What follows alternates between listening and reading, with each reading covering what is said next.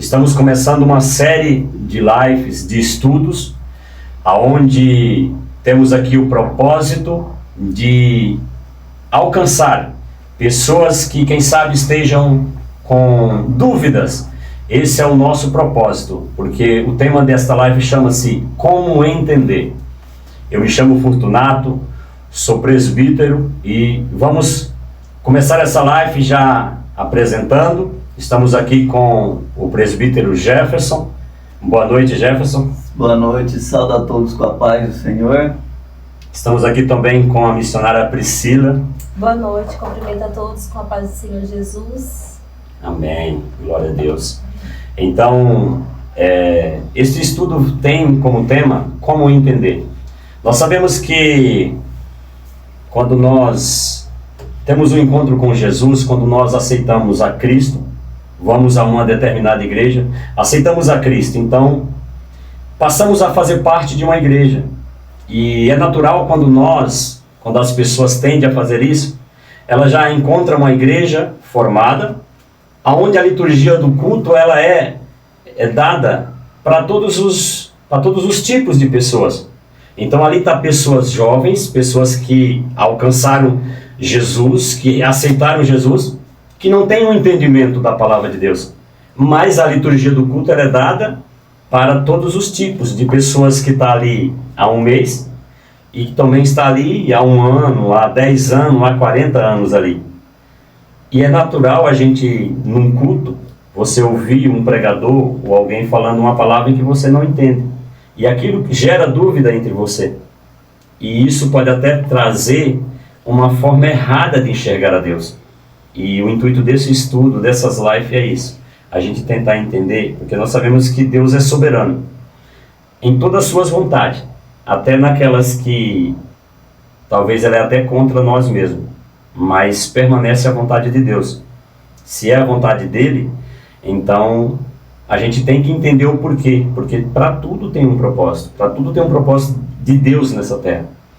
Então, este conteúdo é para essas pessoas que têm esse entendimento, que precisa desse entendimento, e também para pessoas, quem sabe, tem muitos assuntos que nós sabemos que é difícil, né? Porque quando a gente fala que nem de escatologia, a gente sabe, entende, que são assuntos que levam anos, em que pessoas vão debatendo, mas não conseguem chegar ali num resultado total, né? Não consegue entender totalmente, né?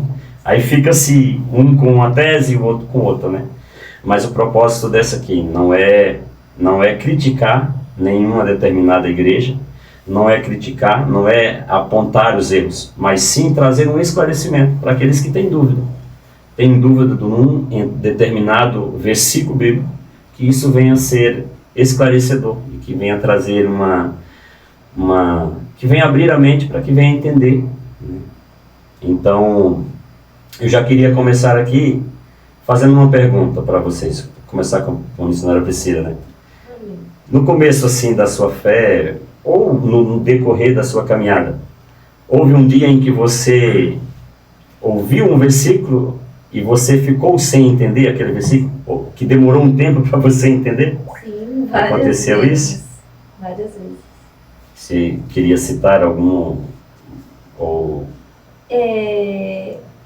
Um versículo que me chama bastante atenção hoje é em 1 Coríntios 11, sobre a ceia, né, que Paulo ele vai exortar ali a igreja de Coríntios e ele vai dizer para examinar o homem a si mesmo. E eu sempre, como eu vou me examinar, se o Senhor ele me sonda, ele me conhece, como que eu que tenho que me examinar, se ali o pastor está dizendo, está falando que quem está dessa forma, não pode tomar Santa Ceia. Então, se eu vou me examinar, se a Bíblia está dizendo para eu me examinar, porque o homem vai dizer o que eu tenho que fazer. Então, ali nessa carta de Paulo aos Coríntios sobre a ceia do Senhor, é um dos versículos que me confundiu um pouco. Não só esse versículo sobre se examinar, mas ali o decorrer do capítulo 11 me deixou com bastante dúvidas. E a gente vai ver que... Tem entre outros também, né? Tem bastante. Presbítero Jefferson. Tem um que, quando eu estava lendo a Bíblia, eu entrei no propósito de ler a Bíblia inteira. Aí quando eu cheguei num determinado livro, eu li que um homem ele foi pegar lenha e era a lei de Moisés que não podia trabalhar. E ele foi morto apedrejado. Só que o Espírito Santo, ele nos capacita, ele nos dá sabedoria, entendimento e nos consola. E aí em oração, o Espírito Santo foi trabalhando e foi mostrando o que era e o que não era, entendeu? De todas as coisas que eu não entendi da Bíblia.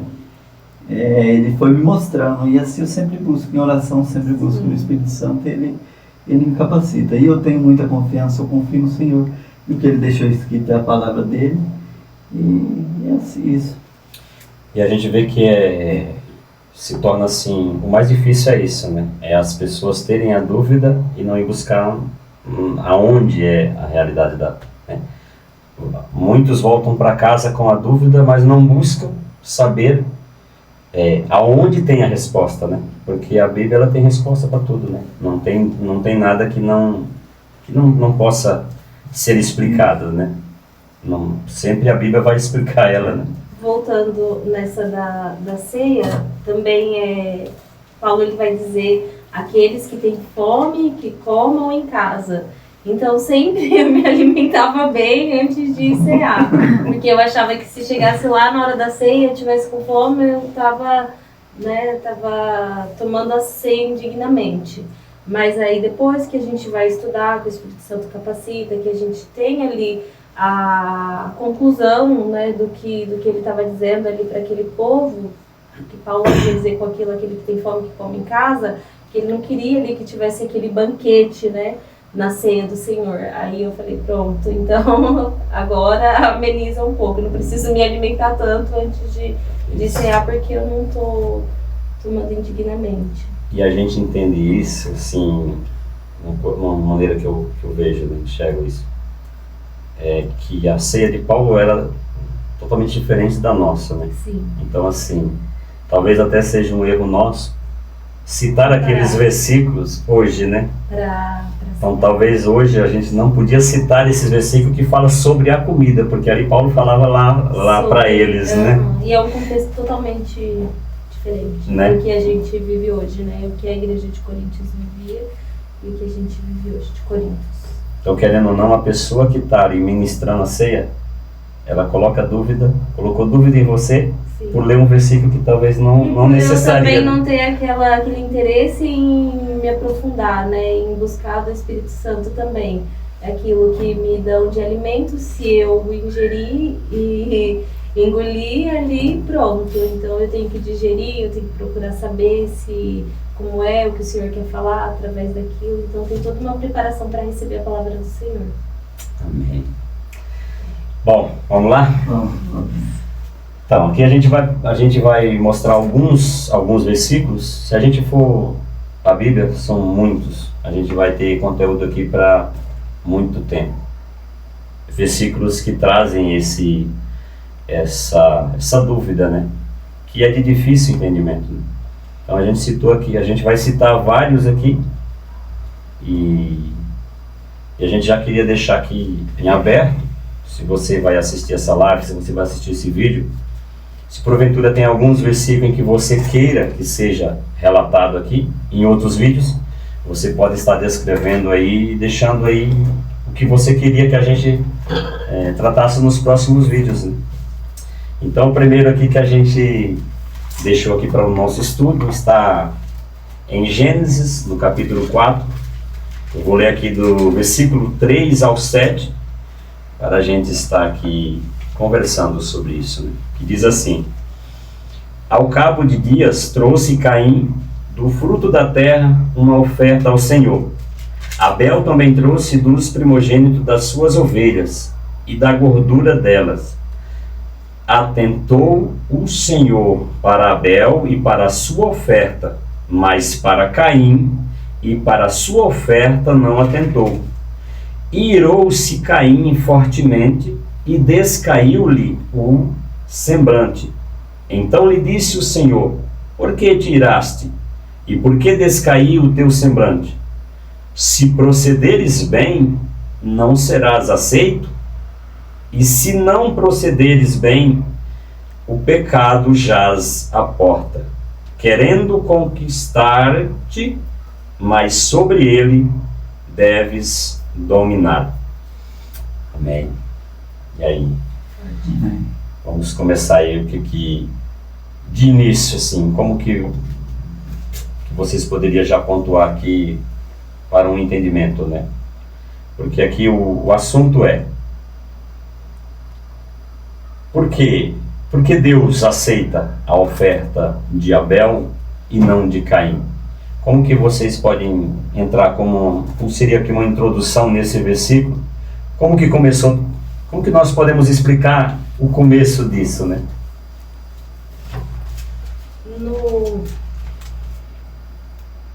No versículo 3, onde o irmão leu, vai dizer que aconteceu ao cabo de dias que Caim trouxe do fruto da terra uma oferta ao Senhor. E Abel também trouxe dos primogênitos das suas ovelhas. E quando a gente lê isso, pelo menos quando eu li, ali a gente já tem uma diferença entre as ofertas. Porque vai dizer que já começa aqui ao cabo dos dias. Então, em qualquer dia, em qualquer lugar, em qualquer horário, Caim decidiu oferecer um sacrifício, uma oferta ao Senhor. Mas aí no versículo 4 vai dizer que Abel também trouxe dos primogênitos, ou seja, das suas primícias, aquilo que ele tinha de melhor, ele trouxe ao Senhor, e da gordura também das ovelhas.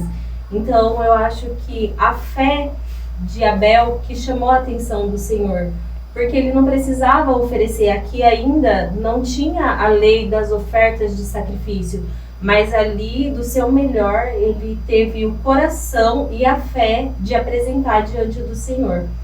E eu lendo em casa esse capítulo, né, até o versículo 7 onde o irmão citou, o Senhor ele traz aos nossos corações sobre a oferta, sobre o ofertante e quem é Deus diante de tudo isso.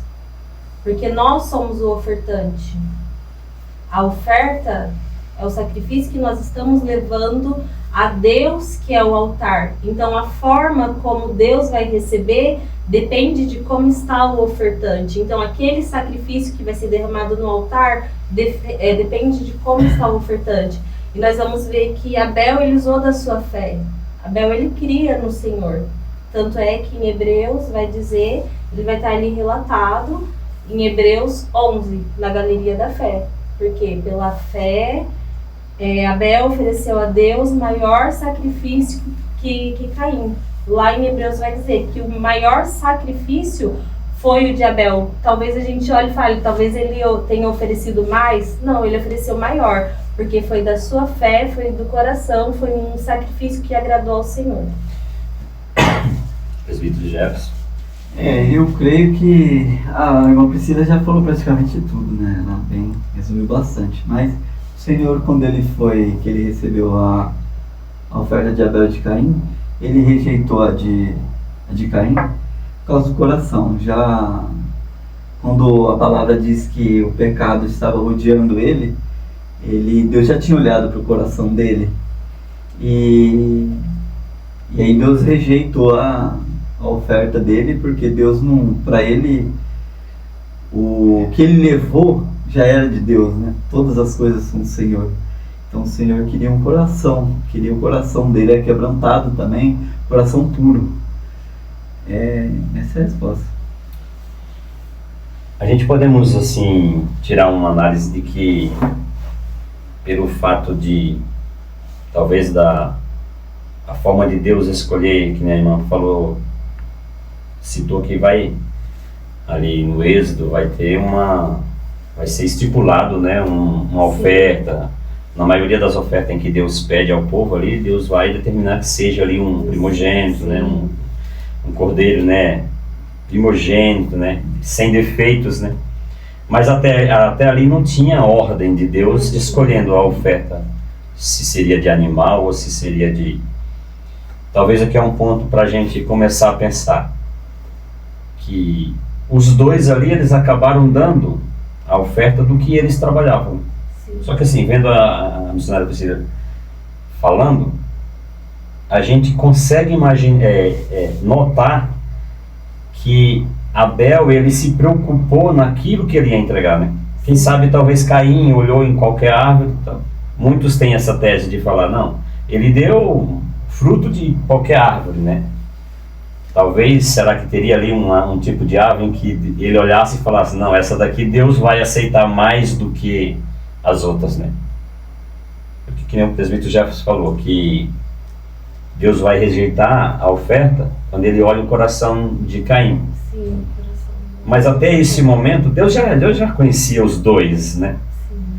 Mas até esse momento, os dois estão fazendo as mesmas coisas, né? Os dois estão ofertando algo ao Senhor, né?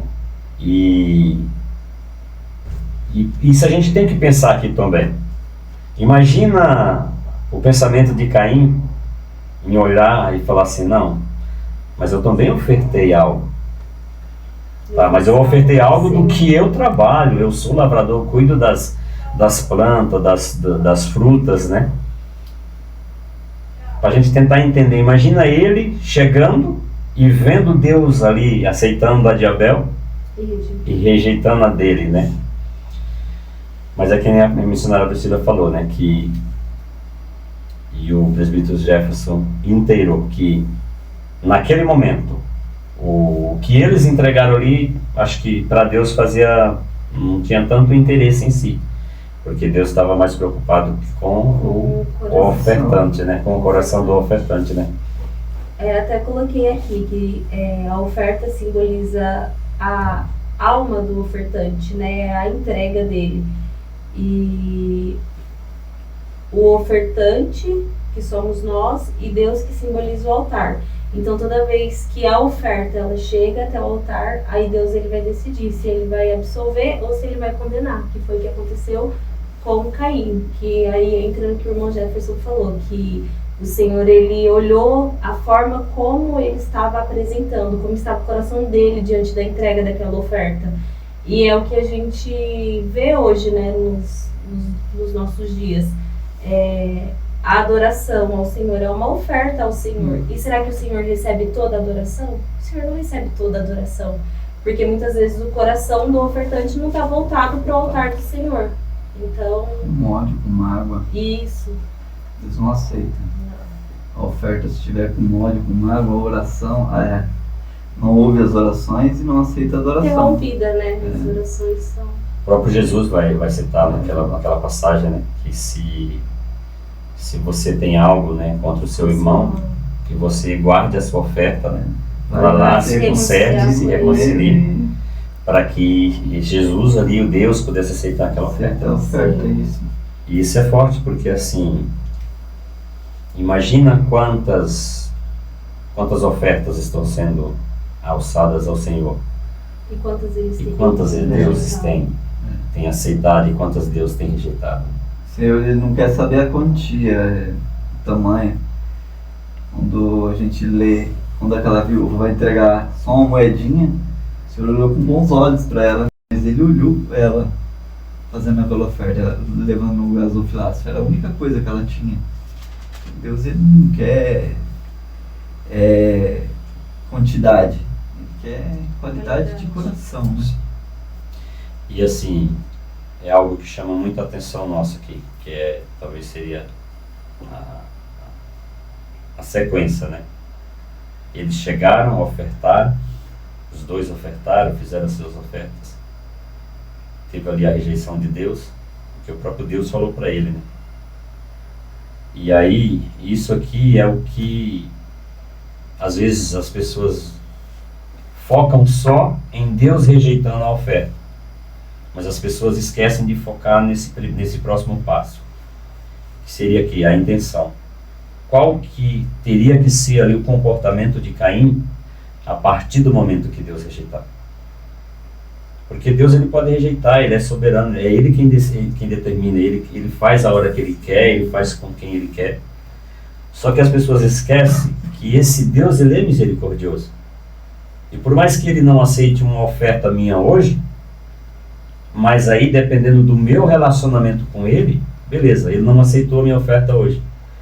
Então eu vou tentar entender o porquê que ele rejeitou a minha oferta e vou tentar amanhã me apresentar melhor para ele.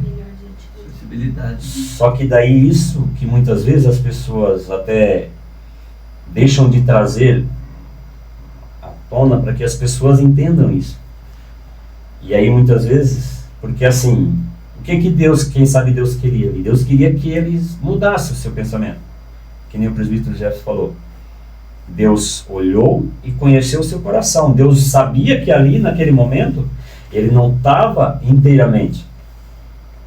Mas no ato de Deus chegar para ele, olhar e falar que tinha rejeitado a sua oferta, qual que era a visão dele? Melhorar o seu comportamento com Deus para adquirir esse reconhecimento de Deus na sua oferta. E aí, a gente vai ver muitas pessoas, quem sabe, passando pela mesma coisa que Caim passou.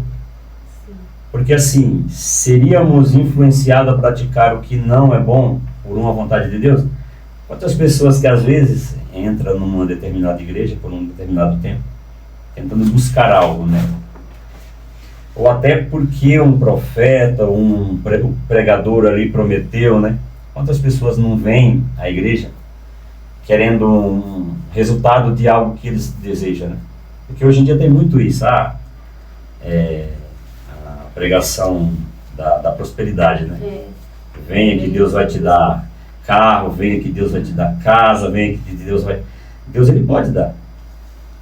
Mas só que se porventura Deus não achou graça nesse coração, ele não vai dar. E pelo fato dele não dar, nós vamos ter aí vários Caíns nesse mundo, né? Voltando as costas para Deus, né? Se arrependendo, quem sabe até de ter buscado. E assim, eu queria que os irmãos pontuassem um pouquinho disso aí. Eu sei que os irmãos vão ter algo a falar.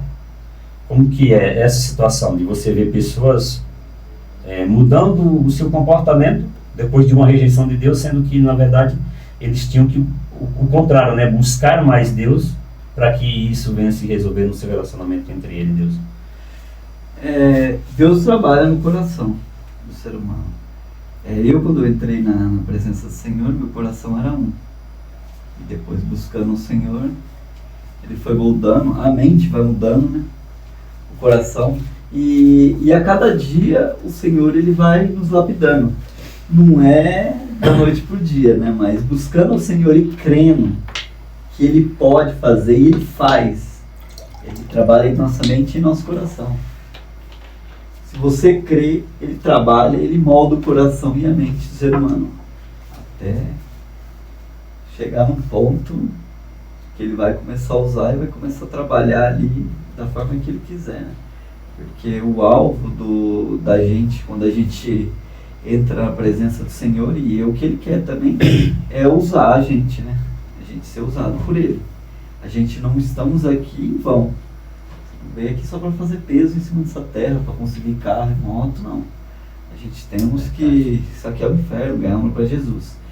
E não dá para pregoar o Evangelho, levar a palavra, fazer as coisas de Deus, colocar a mão na obra, colocar a mão na massa, o coração e a mente poluída de qualquer jeito.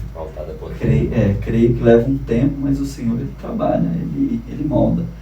E sobre ofertas, vivemos uns tempos que o povo acha que tem muita gente que acha que Deus é um banco central, né? E não é assim, né? Deuteronômio 28 vai estar escrito que as bênçãos do Senhor, ela cai sobre aquele que é obediente, né? Se você é obediente ao Senhor, Ele vai te abençoar. Ele não vai deixar nada faltar para você. Ele vai derramar uma chuva de bênçãos sobre a sua vida. Não precisa você estar indo lá comprar o Senhor. O Senhor, Ele não se vende. Dele é todas as coisas. Dele é o céu, a terra, tudo que é em cima da terra, o ouro, a prata. É tudo dele. Tudo dele. Então, assim, Ele quer obediência. A única coisa que Ele quer é obediência. Amém? Isso seria Eu acho que o Jefferson já pontuou tudo. Nessa questão, a gente falando sobre Caim, né? De Sirá, o Senhor ele já sabia, ele já entendia. Aí a gente volta à questão de que o Senhor ele sondava já o coração de Caim e ele sabia como o que se daria a partir dali.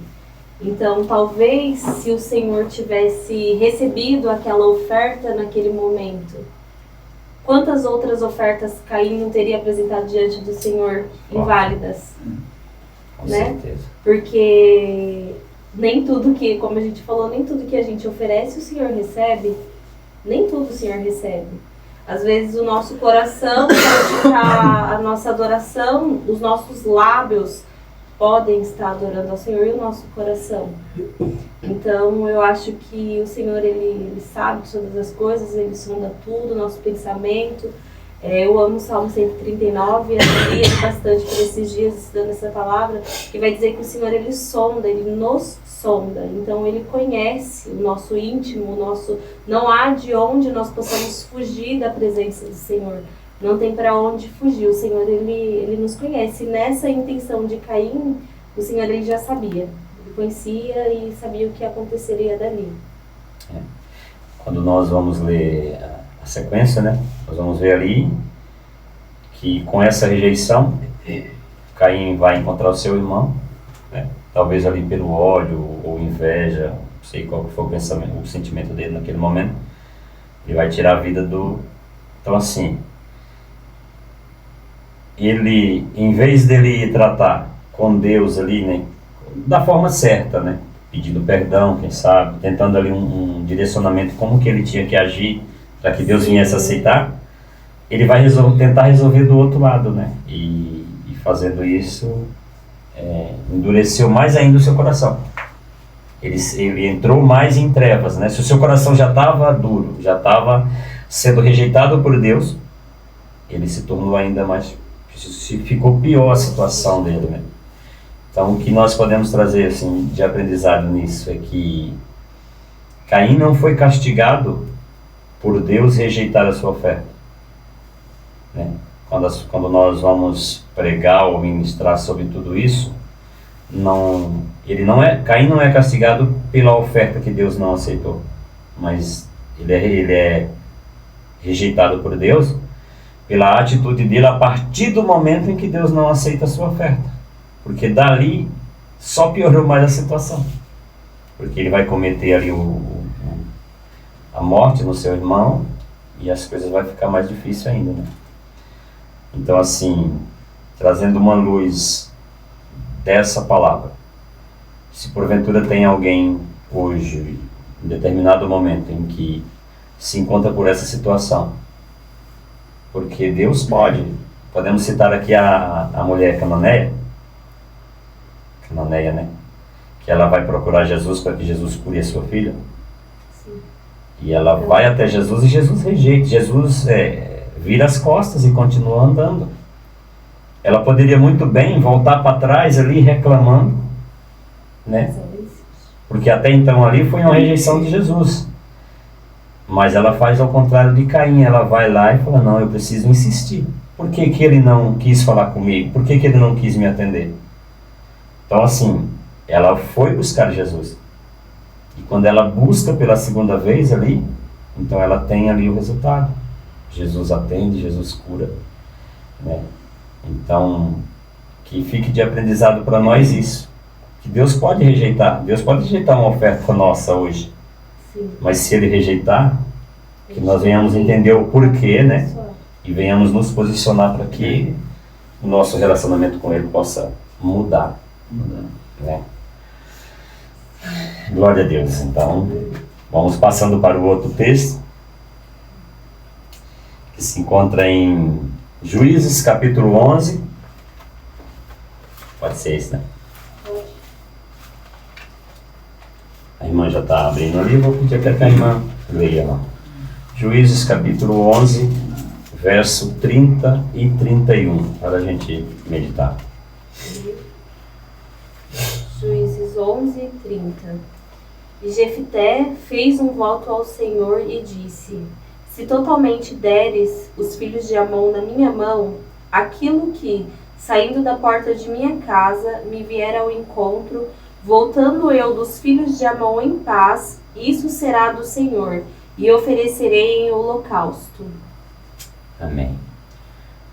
Se na outra passagem bíblica a gente tinha eles, Caim e Abel ali, eles ofertaram voluntariamente, né? Deus não chegou para pedir, e eles simplesmente quiseram e ofertaram ao Senhor. E aqui a gente já tem outro caso, que ele já tem um relacionamento com Deus. Este homem ele já tem um relacionamento com Deus. Então ele está ali precisando vencer uma batalha. Depois eu vou pedir até para o presbítero Jefferson quiser dar uma pincelada nisso tudo, né? E ele vai fazer ali um propósito com o Senhor. Então ele já tinha uma intimidade com Deus, ele já tinha um relacionamento com Deus, né? Porque ele vai pedir ali algo ao Senhor e oferece algo, né? Se o presbítero quiser estar falando. Irmãos, o que eu vejo desse texto, eu acho que ele teve ignorância. Ele pensou que ia vir algum animal, alguma coisa, ele não imaginou que ia vir a filha dele. Tanto é que quando ele vê a filha dele vindo, ele fica muito triste, né?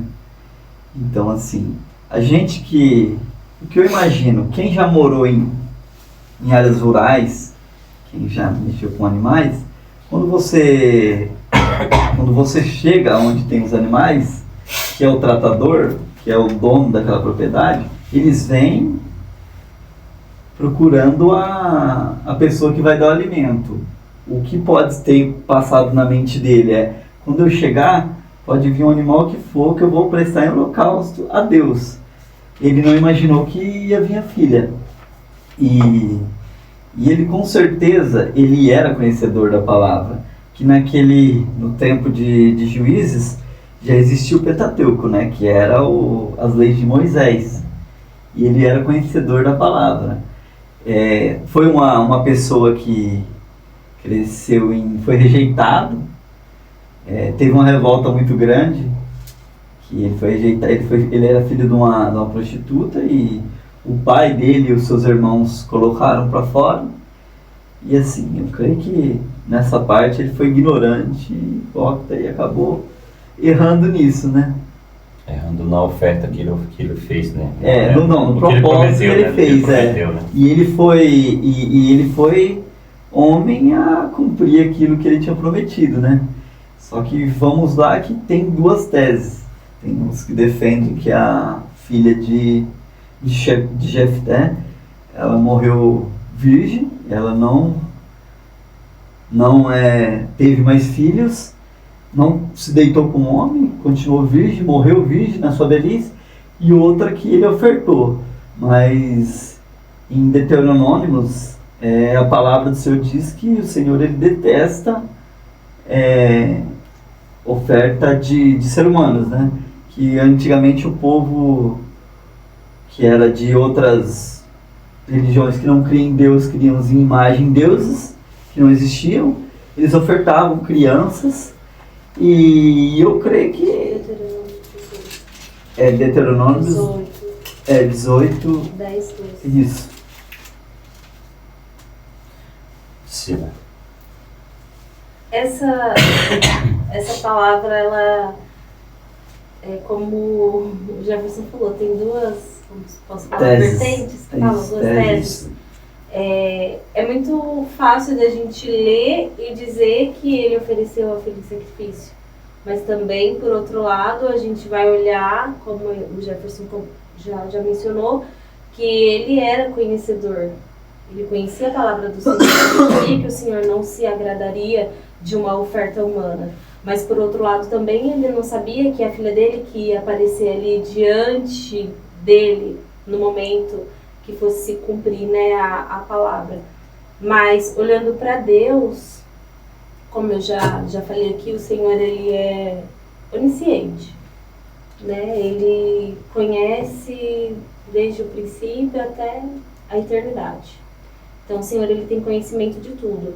O Senhor, por um acaso, não sabia que quem apareceria seria a filha dele? A palavra vai dizer que lá em Samuel, 1 Samuel, que quando Ana orou ao Senhor e ela pediu um filho ao Senhor, ela fez um voto com o Senhor, ela sabia o que ela estava pedindo, ela sabia o que ela ia oferecer ao Senhor. Se o Senhor se atentar para a sua serva, ele dá um filho homem, certamente quando ele crescer, eu oferecerei na tua casa, no teu templo, e ele vai servir ao Senhor. Mas aqui Jefté, ele não sabia o que ia acontecer, ele só fez um propósito tolo. Um voto de tolo. Um voto de tolo. E é isso que a gente tem que se atentar. O que a gente oferece, o que a gente faz com o Senhor? Será que eu sou capaz de cumprir diante das circunstâncias que eu não sei? Porque eu não sei o que vai acontecer amanhã. Hoje talvez eu possa fazer um voto diante do Senhor, ali como Ana. Amanhã, se o Senhor me der um filho, eu vou oferecer. Mas será que quando Ana segurou Samuel no braço, ela não teve ali no coração o desejo de falar, eu vou ficar com meu filho, porque eu orei por muitos anos, agora eu não quero entregar. Então a gente, nessa passagem sobre essa oferta, né, que ele teria que oferecer ao Senhor, a gente tem que se atentar para nós. Continuando falando sobre a oferta, né, como a gente coloca os nossos propósitos diante do Senhor. E assim, quando a gente fala assim, eu não sei se Deus estaria aprovando uma oferta de uma pessoa, mas Deus pediu Isaac para Abraão. Mesmo a gente sabendo que tem todo desenrolar, mas assim, mas ele chegou para Abraão e falou, eu quero teu filho, sacrifica o teu filho. Aí entra isso da onisciência do Senhor. Ele sabia que Abraão não ia oferecer. Por outro lado, ele sabia quem Jefté teria que oferecer. Que ele sabia. E o Senhor, ele deixa, né? A gente trilha o nosso caminho, o Senhor, ele deixa a gente caminhar por ele. É isso que eu queria falar, né? O que é mais importante para Deus? O pai ali, pagando o voto que fez, se ele ofereceu a Deus, né? Então ele estaria ali entregando a filha, mas ele estaria pagando o voto que ele fez a Deus. Estaria Deus mais contente com o voto a ser cumprido do que com a vida daquela criança, né? Daquela jovem, né? Então assim, é isso que a gente tem que extrair daqui, né? Que nem a irmã já falou, a Bíblia está lá, né? Se você não vai cumprir, então não vote, né? Está lá na Bíblia, né? De você fazer um voto de tolo. Palavra... Se não for para cumprir, é melhor que não vote, né? Que não faça o voto. Então assim, foi um voto de tolo? Foi. Só que ele foi até o fim. Até porque a própria filha vai falar, não pai, continua. Ela mesma vai... Quando a gente vai continuar lendo, ela mesma vai falar, não, você vai cumprir o seu voto. E aí a Bíblia vai falar que ele dá ali um tempo para ela, porque naquele tempo tinha uma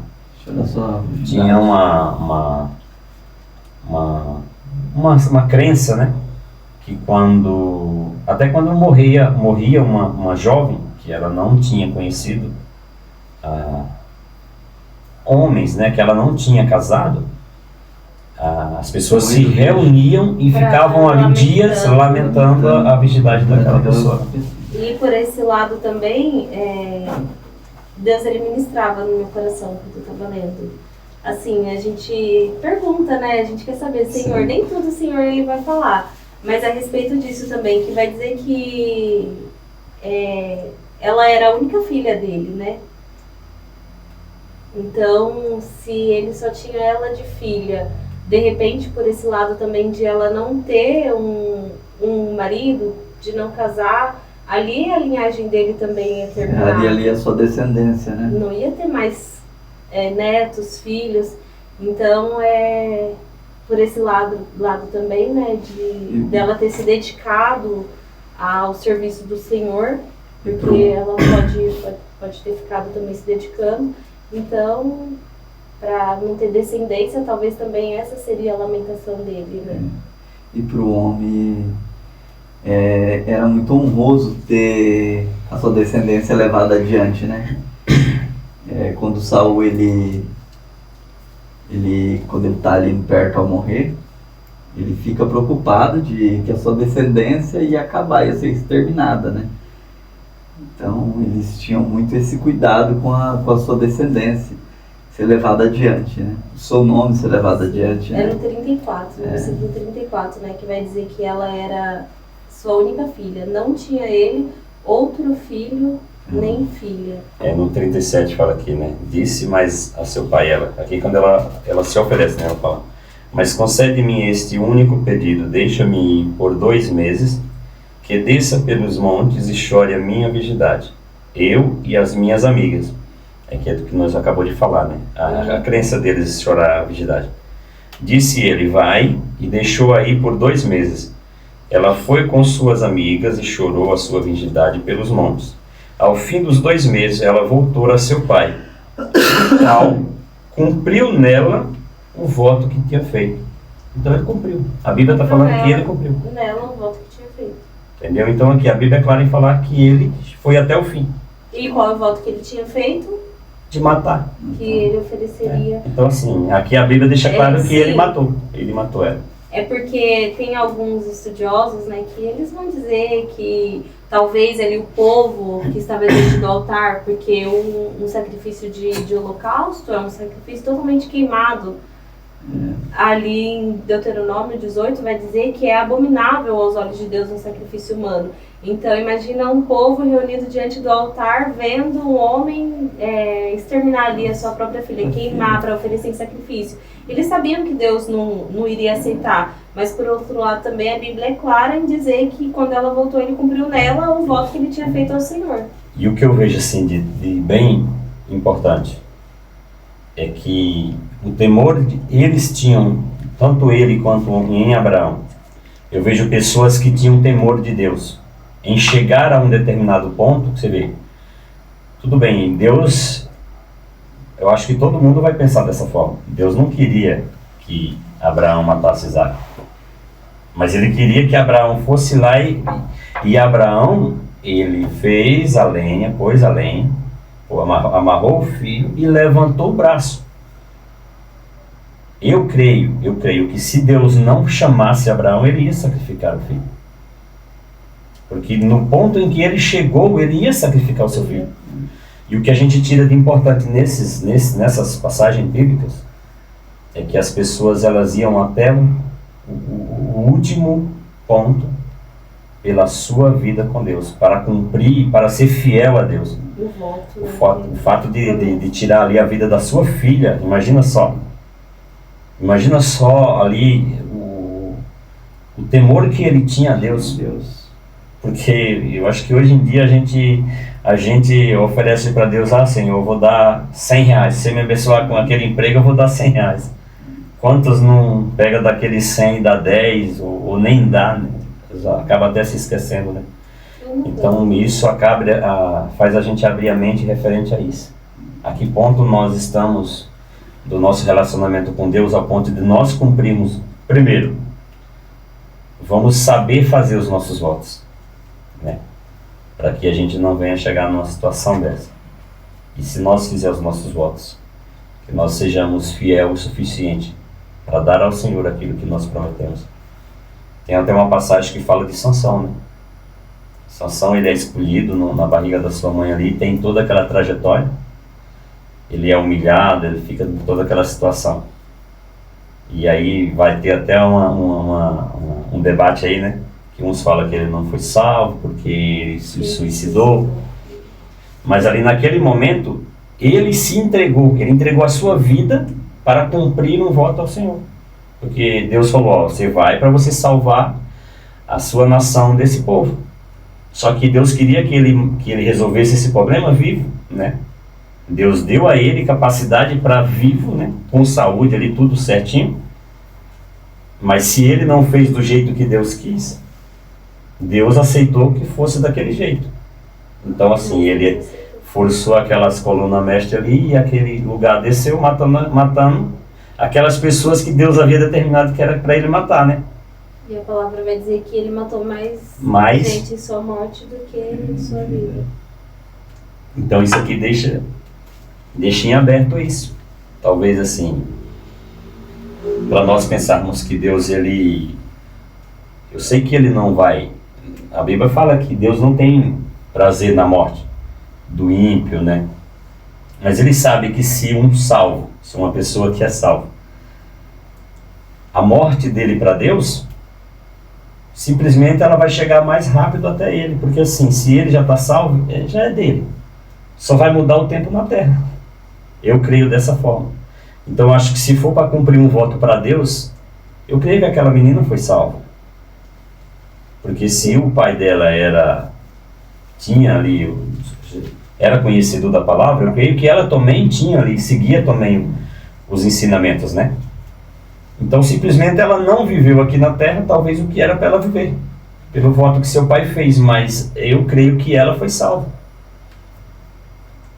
Então o que eu acho que fica de aprendizado aqui é isso, para que nós venhamos saber fazer os nossos votos, para que não venhamos deixar de cumprir, porque a Bíblia deixa claro que Deus, ele se preocupa sim em que a gente cumpre com os nossos votos, né?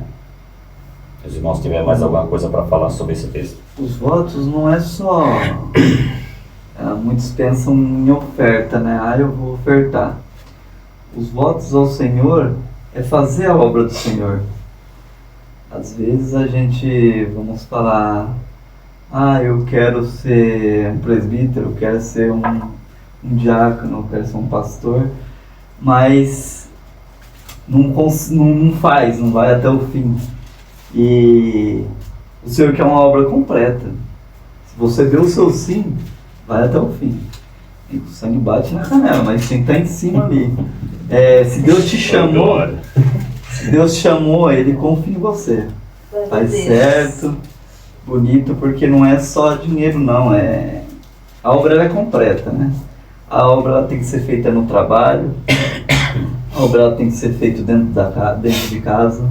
Eu sempre costumo dizer, eu sou pastor dentro da minha casa, eu que apacento as ovelhas lá dentro de casa.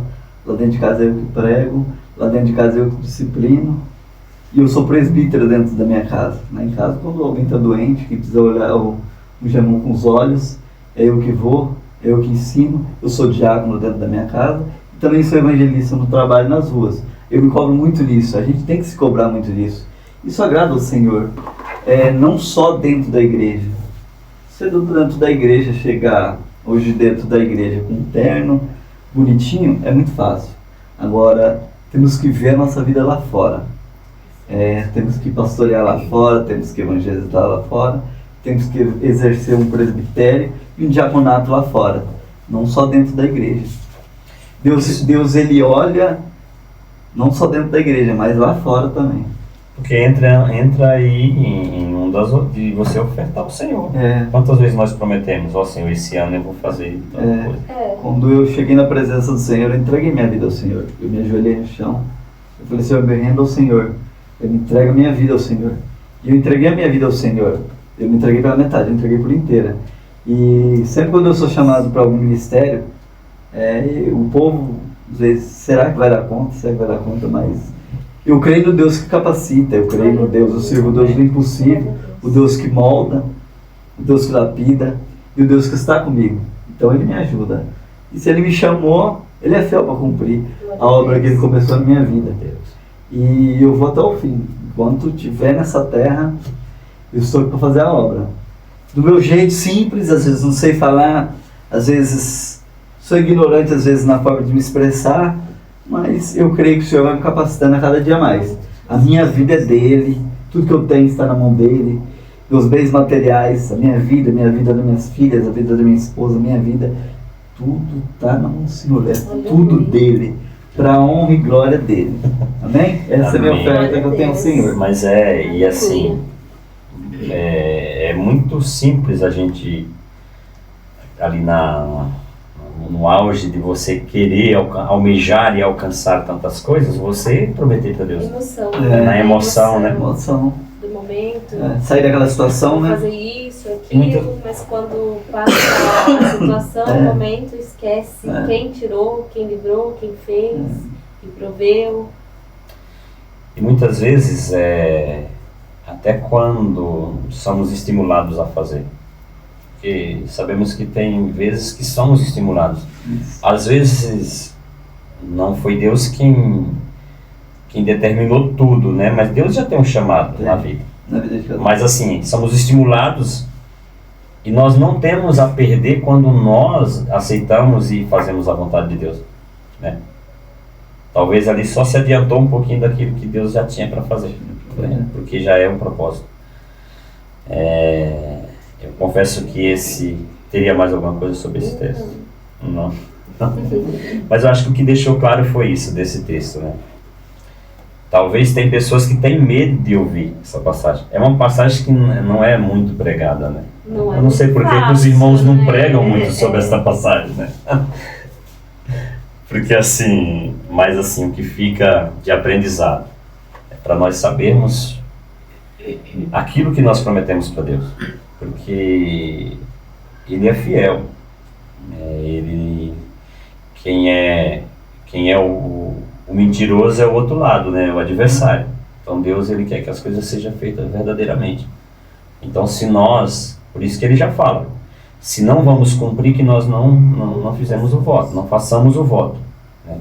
Então tudo isso aqui traz um aprendizado para nós, para que nós prestamos atenção naquilo que vamos fazer. Tudo que tem na Bíblia, ela é para ensinamento nosso. Instruções, né? E eu fico imaginando dessa forma. Eu imagino assim, que essa menina teve que se sacrificar para que hoje nós aqui aprendamos isso. Que nós temos que tomar cuidado naquilo que nós ofertamos a Deus. Então, tudo tem um aprendizado. Está lá em Êxodo 11, do 1 ao 5. Êxodo 11, do 1 ao 5. Os irmãos têm conhecimento da passagem onde Deus ali está tentando tirar o povo do Egito. E Ele vai enviando as pragas, tentando fazer o faraó ali liberar o povo. E chega na última praga, que é a praga dos primogênitos.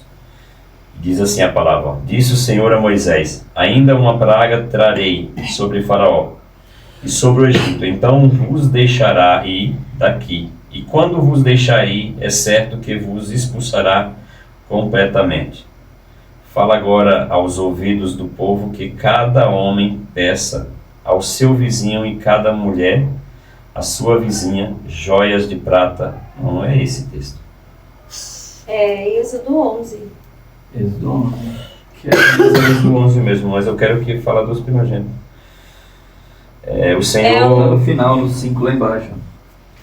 E todos os primogênitos da terra do Egito morrerá deste o primogênito de Faraó, que se assenta com ele sobre o seu trono, até o primogênito da serva, que está detrás do moinho, e todos os primogênitos dos animais. Então isso aqui que me constrangeu, porque assim, o problema era com o Faraó, né? Tudo bem, vamos lá, atingir o filho do Faraó, porque ele não está querendo. Mas o filho da serva também. E até os filhos dos animais. Os primogênitos dos animais. Então, para a gente que não tem um entendimento, isso choca. Você vê Deus autorizando isso, né? Como que os irmãos Como que os irmãos poderiam entrar nesse assunto? O que os irmãos teriam de abertura aí para falar sobre esse texto? Olha, quando a gente vai ler essa passagem, a gente sabe que o Senhor está fazendo uma relação, né, a primogenitura de Jesus, ao seu Filho único, que seria dado ali. Ele vai falar sobre o sangue que tinha que ser passado logo após ali, né, no capítulo 12, que vai instituir a Páscoa.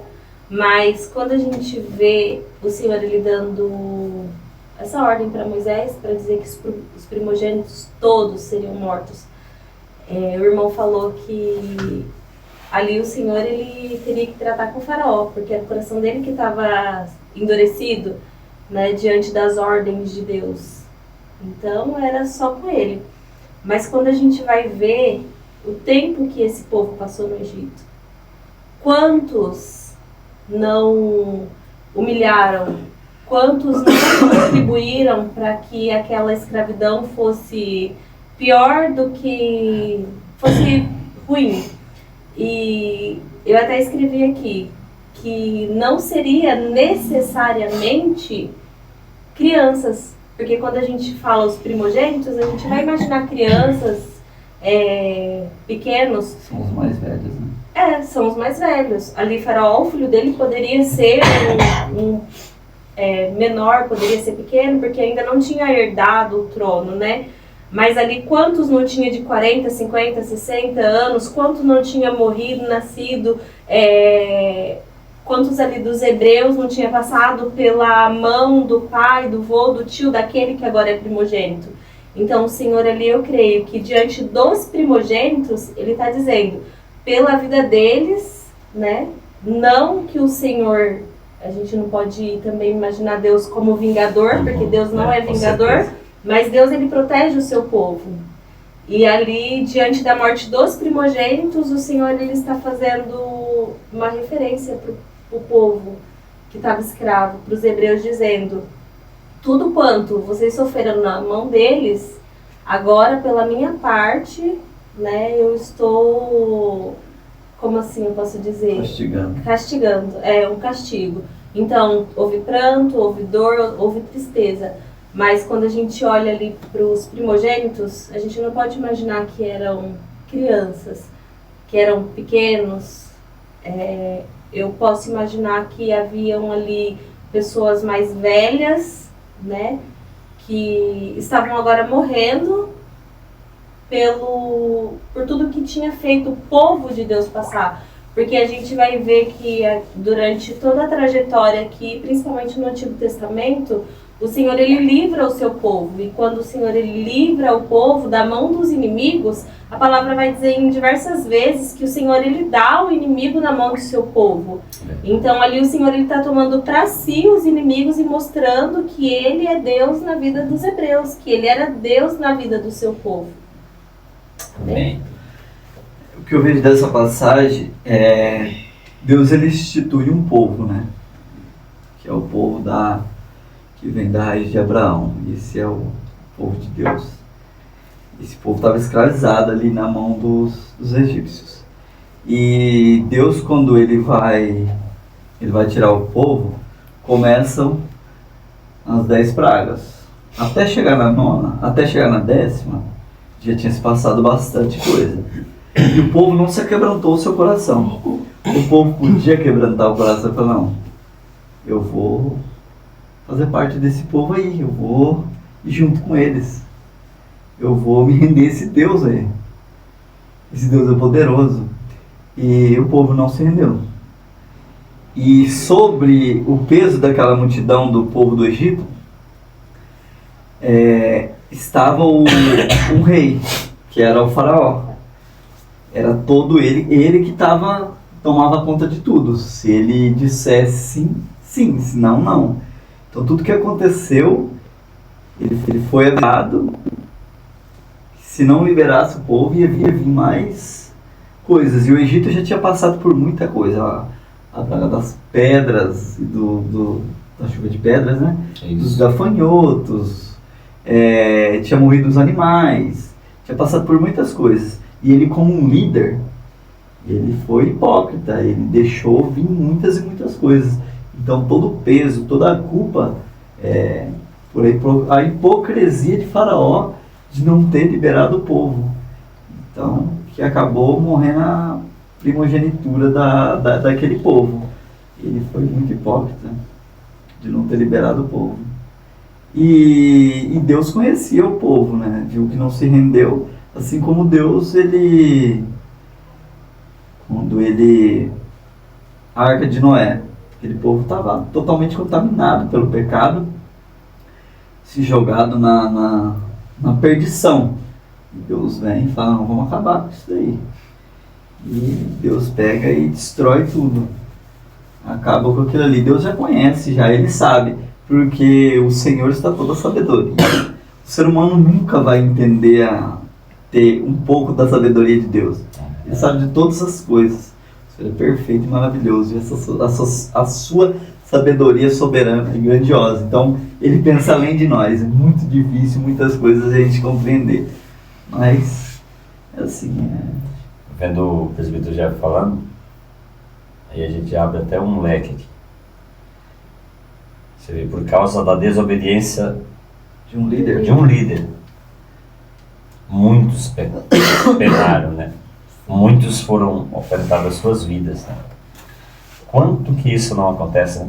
Quantas pessoas que estão debaixo de uma liderança, de um líder que não tem discernimento, que não tem... A pessoa, quanto sofrimento por causa disso? Por amor a Deus. E assim, uma pergunta que eu queria deixar aqui para incrementar isso aí. Podemos dizer que Deus pode tirar a vida de um filho pela desobediência do pai? Deus pode tirar a vida de um filho pela desobediência do pai? Sim.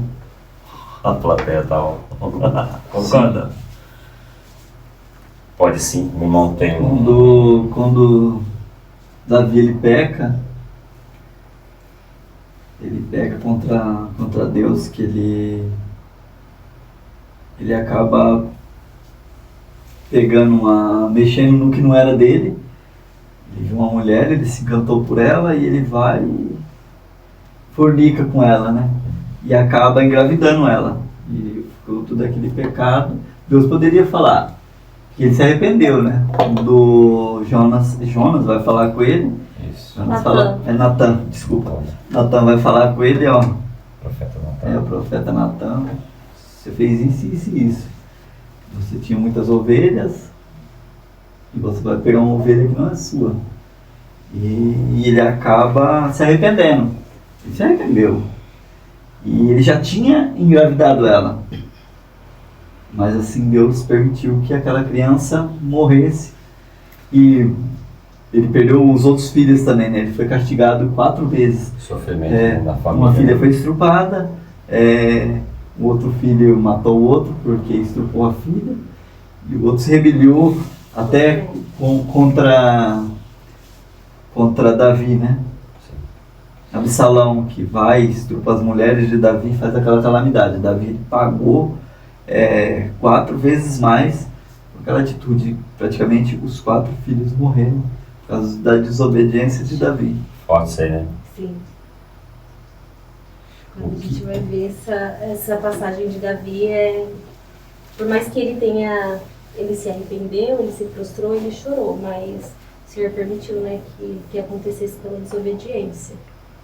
A gente vai ver também a casa em desordem, né? A gente vai ver Eli e os filhos dele profanaram. E qual foi o pecado de Eli? Permitiu que os filhos estivessem dentro do templo, profanando o nome do Senhor, fazendo tudo quanto o Senhor não permitia, que era abominável. Ali ele vai ter a notícia de que seus filhos morreram e a sua casa toda vai à desolação, a casa toda é destruída.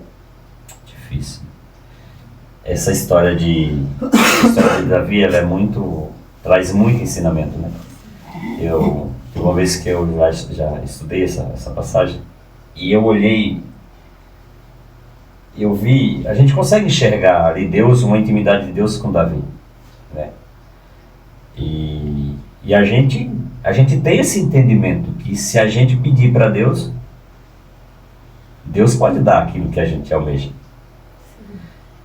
E nesse tempo que eu fiz esse estudo, eu entendi que Deus podia dar aquela mulher para Davi. Só que assim, num determinado tempo, né? Porque assim, Davi já tinha outras mulheres. Porque a gente vai ver a Abigail.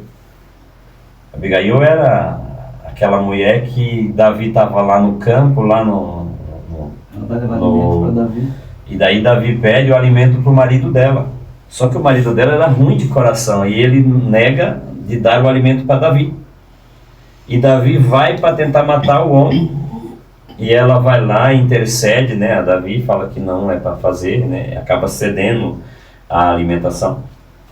E lá na frente ela vai se tornar a mulher dele. Então Então, assim, do mesmo jeito que aconteceu com Abigail, poderia também acontecer com Betseba, né? Então, assim, olha o ensinamento que a gente tira de tudo isso.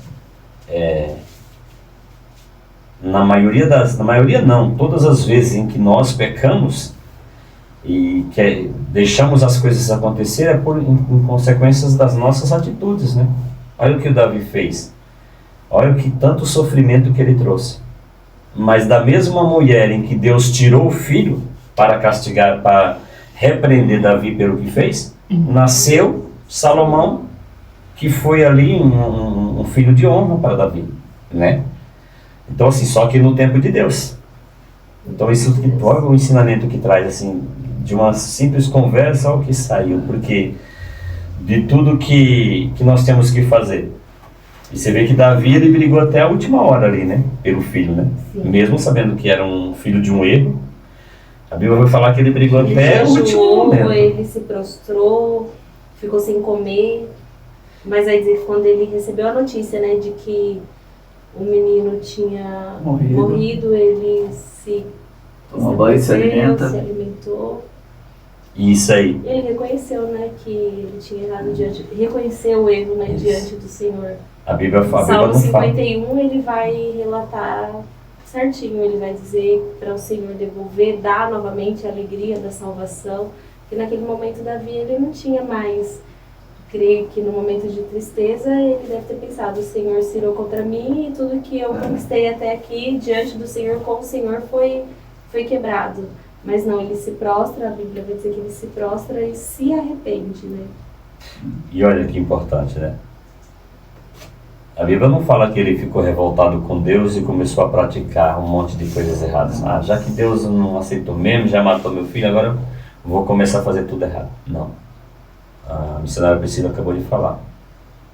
Ele reconheceu que aquilo que ele fez era errado. E ele reconheceu que a partir dali ele tinha que agir correto com Deus, né? E a gente vai ver ali o retorno daquilo. Que nem vai ficar as consequências. Tudo aquilo que a gente faz de errado vai ficar as consequências. Ele teve que viver com as consequências, mas dá para ver ali Deus agindo, né? Quando Deus vai lá e permite Salomão, o nascimento de Salomão é uma forma de Deus mostrar assim, ó, eu estou concordando com isso agora, né? Agora eu concordo, né? Agora está sobre a minha permissão. Mas de uma forma o Senhor... Porque o primeiro foi filho de adultério, né? O primeiro foi filho do adultério, né?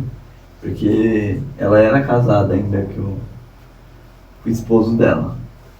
E já Salomão, quando Salomão vem, ela já era viúva e ele já era oficializado, né? Ela já era esposa dele, né? Salomão nasce numa... Isso, assim, podemos trazer um forte ensinamento, né? Que nos dias de hoje, isso pode acontecer com pessoas que... O irmão aqui citou,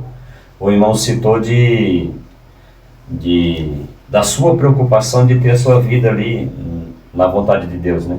De estar obedecendo em tudo aquilo que Deus tem pedido e tem colocado sob sua responsabilidade. Mas quantas pessoas estão aí se negando ao chamado de Deus ou até desobedecendo aquilo que Deus tem determinado? E assim isso nos deixa uma preocupação, né? Porque assim, foi claro a falar aqui que Deus pode tirar. De repente, se Deus quiser algo sobre a vida de uma pessoa tanto, e Ele já tem avisado, já usou profetas para falar, já falou sobre a palavra, né? Deus pode sim tocar numa criança. Quantas pessoas Deus não já é notório que Deus deu uma enfermidade, né, num filho? Sim.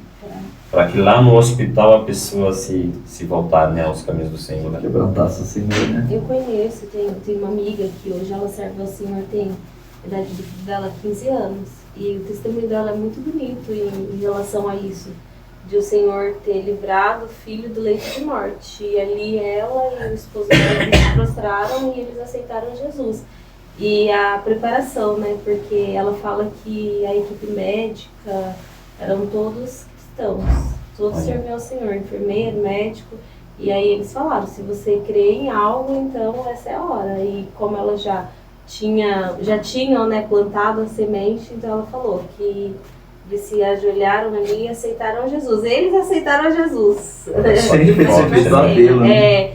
E aí ela conta que a criança tinha alguns meses, né, o filho dela, estava na UTI, eu não sei se na UTI, mas ele estava no quarto com sonda e o rim dele não estava funcionando. No momento que eles se dobram e eles aceitam, ali tem uma gota de urina que os rins voltou a funcionar. Então é o poder de Deus e o plano de salvação, né, que Deus tem para cada um, tem para as famílias.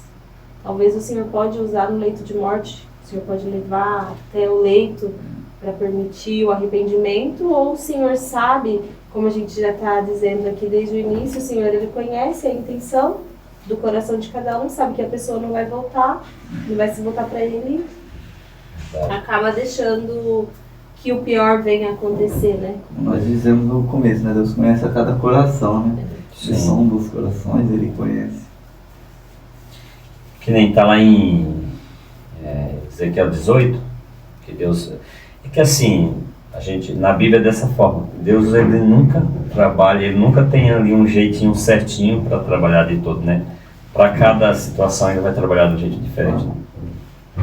E aqui já foi confirmado, a irmã testificou disso, a missionária Priscila testificou de que Deus precisou levar o filho lá no leite, numa doença ali, numa situação difícil, para que os pais pudessem voltar, né? A olhar para Deus, né? A se arrepender. Mas da mesma forma também nós podemos ver, muitas vezes, pessoas acham que os filhos vão pagar pelos erros também dos pais, né? Mas lá também Deus age diferente. Deus fala lá que os filhos não levarão o pecado dos pais, né? Então, mas eu acho que de aprendizado a gente tira isso aqui, principalmente nós que temos filhos, né? E quantas pessoas não têm os filhos e já até ouviram já Deus falando, chamando, falando, ó, se posiciona. Então isso aqui traz um ensinamento para nós, para que nós venhamos entender que não é só a nossa vida, mas tem pessoas do nosso lado, né? Que podem sofrer ali um dano por causa da nossa desobediência, né?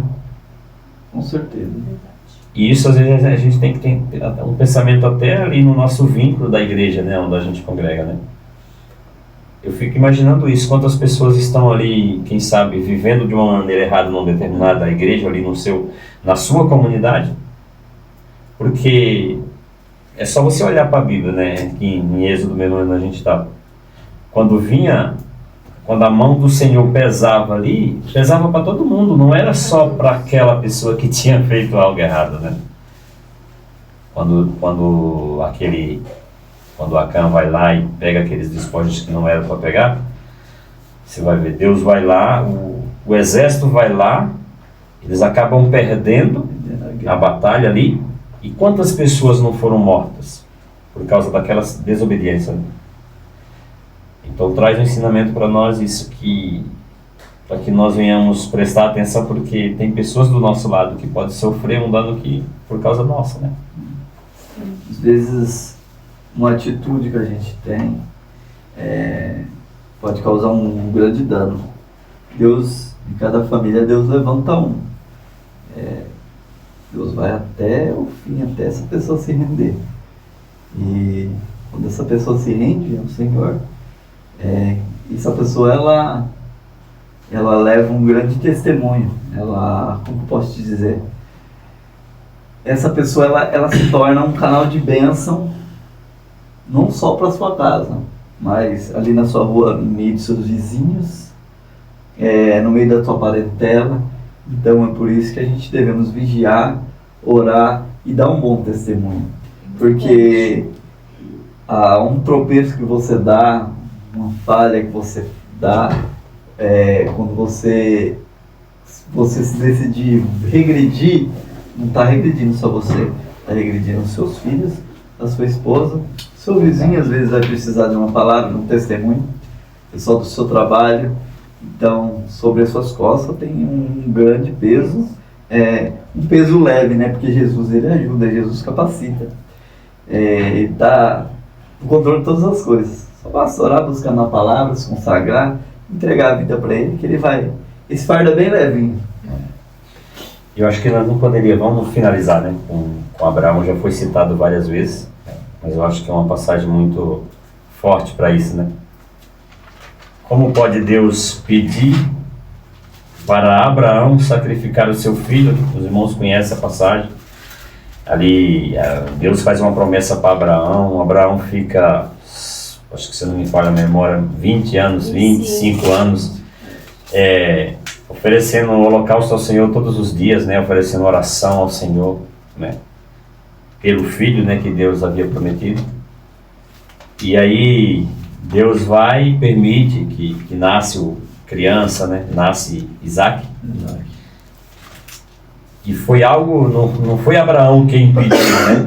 Deus prometeu, né? Deus prometeu e Deus deu Isaac, né? Mas como assim ele prometeu, ele deu, e ele vai lá e pede o Isaac? Como que nós podemos entender isso, missionário Priscila?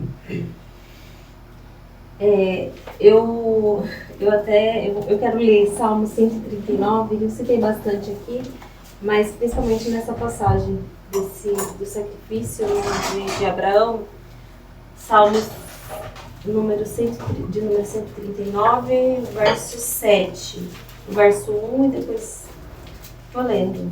Pode ler. Senhor, tu me sondastes e me conheces. Tu sabes o meu assentar e o meu levantar. De longe entendes o meu pensamento. Cercas o meu andar, o meu deitar e conheces todos os meus caminhos.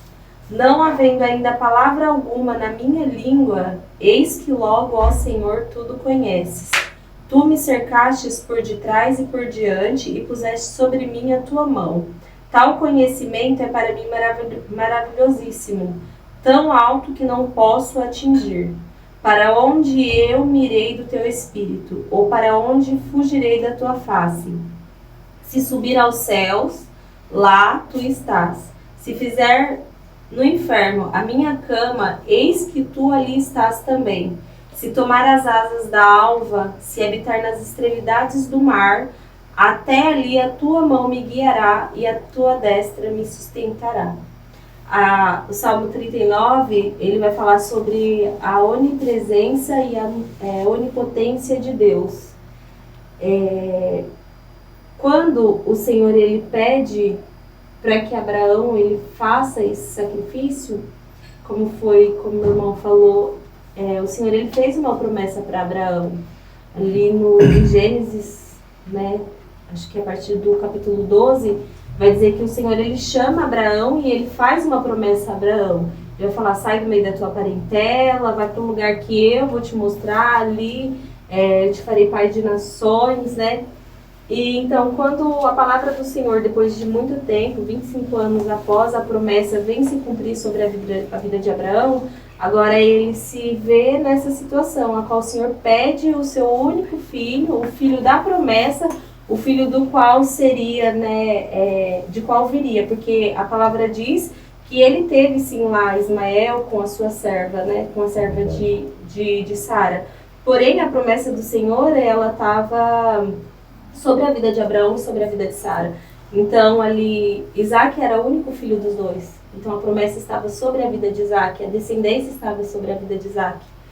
E quando a gente vê o Senhor, ele chamando Abraão e criando, né, todo esse contexto para esse sacrifício, o Senhor, ele ministrava no meu coração. Sempre que eu leio essa palavra, como o irmão disse, a gente imaginar, né, o Senhor, ele deu, Abraão não pediu, porque ele não pediu. Abraão, ele não pediu. Ana, ela pediu, ela se prostrou diante do Senhor e ela pediu e ela disse que entregaria e ela entregou. A gente vai ver outras separações, assim, também, como Sansão, que os pais não pediram, a palavra vai dizer que a mãe era estéril, mas que aprove a vontade do Senhor que ela gerasse, né, Manoá, a mãe de Sansão, e assim ela gerou. A gente vai ver que Isabel e Zacarias, eles também não pediram um filho ao Senhor. Talvez era o desejo do coração deles, mas a palavra não vai relatar que eles pediram ao Senhor um filho. E o Senhor deu filho a eles. Mas é que em Abraão, agora eu imagino que ele vê toda aquela promessa sendo desfeita. Mas o Deus que a gente leu aqui, que é um Deus onisciente, que Ele sabe de tudo, que Ele conhece todos os nossos pensamentos, que antes que a palavra saia dos nossos lábios, Ele já sabe o que a gente tá pensando, né? Então esse Deus, Ele sabia que ia chegar um momento que Ele ia pedir para que Abraão se afastasse do menino, que Ele não ia querer o menino como sacrifício, que Ele ia prover, né, o carneiro ali, o animal para ser sacrificado. Então, quando eu leio, eu entendo que o Senhor ali, ele estava tentando mostrar para Abraão o tamanho da fé dele. Eu te conheço, né? O Senhor dizendo para Abraão, no íntimo dele, eu te conheço. Eu sou onipotente, eu tenho o poder de tudo, como eu já falei antes, lá do princípio, antes do princípio até a eternidade. O Senhor, ele não tem começo, não tem meio, não tem fim. Então, ele tem poder sobre tudo, sobre todos. Então, ali o Senhor, ele estava dizendo a Abraão, continua, porque a promessa está sobre a sua vida. Eu estou te mostrando o tamanho da sua fé. Aqui o Senhor, ele não tinha que... não queria que Abraão mostrasse para ele, né, que ele iria até o fim, porque o Senhor, ele tinha conhecimento, ele sabia que Abraão sacrificaria Isaac. Aí ele estava reforçando a promessa sobre a vida de Abraão, reforçando a fé de Abraão. Tanto é que lá em Hebreus também vai dizer que Abraão, ele está ali na galeria da fé, ele usou de sua fé, mas o Senhor, ele provou para Abraão através desse princípio, né, desse sacrifício que não foi finalizado, que ele era o escolhido, né? Que ele era o homem a qual o Senhor tinha escolhido para ser o pai das nações, ser o nosso pai na fé, né? Porque Abraão, ele é o nosso pai na fé, e a gente costuma sempre lembrar, né, desse sacrifício quando diz que ele é o nosso pai na fé. Então eu creio que ali o Senhor, ele estava mostrando para Abraão quem era ele. Amém. Jefferson. A irmã já praticamente falou tudo, né? Deus, ele conhecia o coração de Abraão, Deus conhecia Abraão, sabia que ele não ia negar. Ele quis mostrar, né? Mesma coisa quando Deus, ele permite que Satanás toque em Jó. Deus, ele sabia que Jó não ia blasfemar contra Deus. Pode tocar, ele não vai blasfemar contra mim. Eu conheço ele. Satanás ainda duvidou, ele falou, não, ele vai, mas não blasfemou. Perdeu tudo, perdeu 10 filhos, perdeu toda a sua riqueza, ficou com o corpo todo leproso, cheio de úlceras, né? E ele não blasfemou contra Deus, foi fiel a Deus até o fim. Ele não esperou nada dessa terra, ele não amou as coisas dessa terra. A sua confiança, a sua fé estava em Deus, né? E assim nós devemos ser. Tudo que temos, tudo que fazemos, tem que estar no Senhor. Nosso pensamento, a nossa vida, tudo tem que estar em Deus.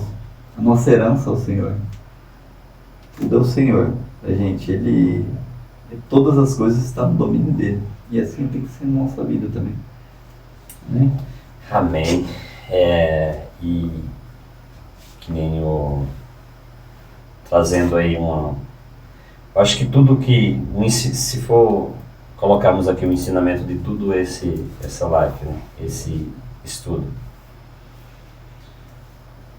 e talvez seja algo que muitas pessoas precisam entender. Talvez tem pessoas que estão há anos, né, congregando, estão há anos caminhando com Jesus, e talvez está faltando esse entendimento de que Deus é soberano, e a qualquer momento ele pode fazer. Que nem aqui vocês citaram, o irmão citou Jó. Jó era fiel e ele tinha muitas coisas, e Deus tirou. Deus tirou mas depois Deus deu o dobro. Então assim, talvez falte esse entendimento muitos nos dias de hoje, de nós entendermos. É isso que a missionária Priscila falou.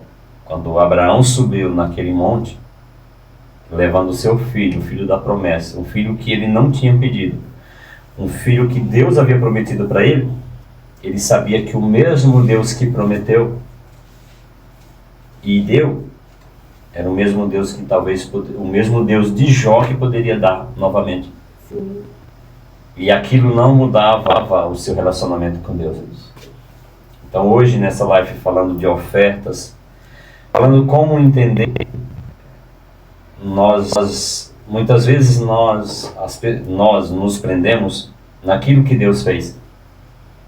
E nós temos que entender o porquê que Deus fez. Então assim, aprendemos de que forma nós temos que ofertar darmos as nossas ofertas, para que nós não venhamos pecar contra Deus e nem causar situações difíceis, né? Como foi falado na live. E aprendemos também que se porventura Deus não aceitar a nossa oferta, o nosso entendimento é o quê? Nos colocar na presença dele e entender o porquê. O que Deus está querendo nos ensinar quando ele não aceitar aquilo que nós estamos fazendo? Porque prevalece a vontade dele. Se ele vai fazer ou se ele não vai fazer, se ele vai tomar ou se ele vai dar, se ele vai aceitar ou não, prevalece a vontade dele. Eu acho que isso se torna pesado quando uma mãe perde um filho, né? É difícil você chegar para uma mãe que perdeu seu filho e você falar assim, ó, foi Deus quem quis, né? Isso foi uma vontade de Deus. É difícil você chegar para ela e falar isso, né? Uma pessoa ali que perdeu seu filho, ou até um adulto, né? Que perdeu um ente querido. É difícil você fazer essa pessoa entender que assim, que prevalece a vontade de Deus. É muito fácil, às vezes, a gente ver uma pessoa questionando o porquê que Deus permitiu determinadas coisas. Por que perdeu a empresa, por que o carro bateu, por que, né? Mas prevalece a vontade de Deus.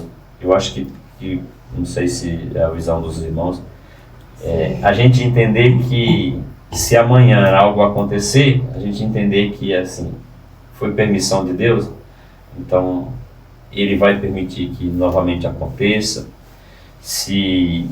e a gente tentar entender o porquê, o motivo, né? Por que Deus, que nem a missionária Priscila falou, quando Deus pede para Abraão aquilo ali, Abraão sabia quem que era Deus, mas Abraão não sabia o quanto que ele amava Deus, né? E que ele confiava em Deus. Olha que forte.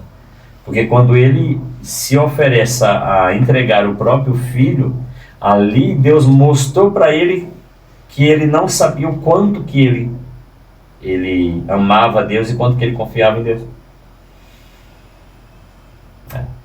Então eu vou deixar aqui um tempinho para os irmãos dar umas considerações finais, para a gente estar encerrando. Vou dar a oportunidade para a irmã, a missionária Priscila, para estar dando uma considerações finais aí de tudo que a gente conversou. Então, a gente tratou do assunto, né? Como entender a forma com que Deus age diante de cada situação.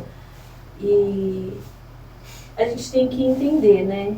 Como já foi falado, o irmão acabou de mencionar, que a nossa vida ela tem que ser extremamente voltada para a vontade do Senhor. A gente tem que a gente precisa estar na posição para receber as instruções do Senhor. A nossa vida tem que ser totalmente alçada, né? A nossa vida tem que estar totalmente derramada diante do altar do Senhor. E eu sempre oro na minha oração, nas minhas orações diárias, eu sempre peço para que o Senhor ele me dê discernimento e que a vontade dele sempre prevaleça na minha vida. A gente tem os nossos pedidos, creio que todo mundo tem as suas petições, seus desejos, aquilo que entrega diante do Senhor. Mas eu sempre peço para que o Senhor, que a vontade dele prevaleça sobre a minha vida. E que o não dele me ensine. E que eu esteja tão atenta à voz dele que eu consiga entender. Porque às vezes também o Senhor dá um não, como aconteceu com Caim. Caim, ele virou as costas e foi cometer um assassinato, né? Ele saiu totalmente da vontade do Senhor. Por quê? Porque ele não parou, se posicionou e estava com o ouvido aguçado à voz do Senhor. Ó, Senhor, eu errei aqui. O Senhor não me deu isso. O Senhor não recebeu isso. Onde eu posso melhorar? O que eu posso fazer?